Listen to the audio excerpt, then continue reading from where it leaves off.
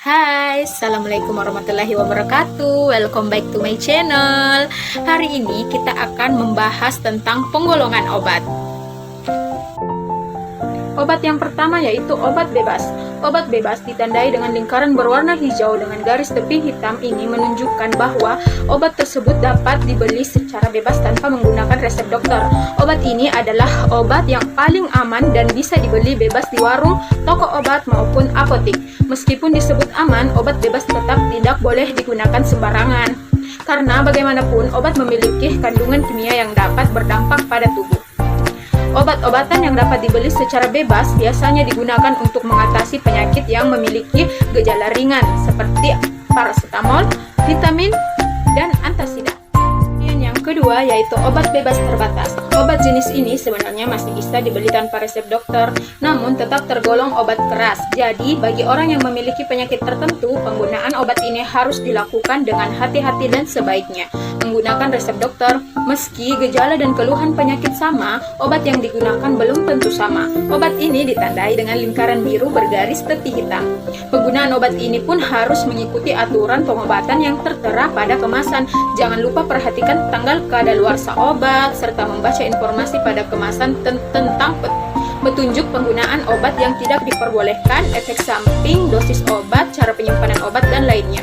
Contoh obat yang dijual bebas terbatas adalah CTM, Theophylline. Kemudian yang ketiga adalah obat keras. Obat keras hanya bisa didapatkan dengan resep dokter. Obat ini tidak bisa sembarangan dikonsumsi karena dapat berbahaya, meracuni tubuh, memperparah penyakit, atau menyebabkan kematian, sehingga harus digunakan sesuai aturan yang tepat.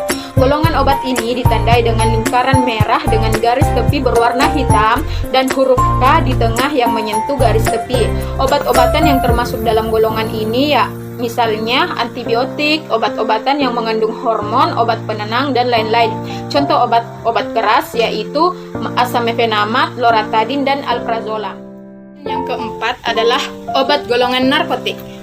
Obat golongan narkotik ini merupakan golongan obat yang paling berbahaya. Obat golongan narkotik mempunyai simbol seperti tanda plus dengan lingkaran berwarna merah. Obat ini hanya bisa didapatkan dengan resep dokter, dengan tanda tangan dokter disertai nomor izin praktik dokter pada resep tersebut, dan tidak dapat menggunakan kopi resep. Golongan obat narkotika berbahan dasar tanaman atau buatan berupa sintesis ataupun semi-sintesis. Obat-obatan narkotik atau psikotropika dapat menimbulkan ketergantungan pada penggunanya, sehingga pemakaiannya perlu diawasi dengan ketat sesuai anjuran dan kebutuhan. Selain itu, obat narkotik dapat mempengaruhi susunan saraf pusat dan mempengaruhi tingkah laku serta aktivitas pada titik tertentu.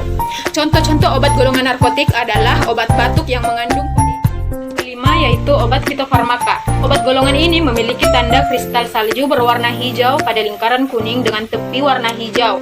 Perbedaannya dari obat herbal biasa terletak pada proses pengolahan bahan herbal yang telah ditunjang oleh bukti ilmiah secara penelitian klinik, sehingga dapat disetarakan dengan obat modern. Penelitian klinik akan lebih meyakinkan para dokter untuk mempergunakan obat ini karena telah terbukti, sehingga dapat disetarakan dengan obat-obat modern lainnya.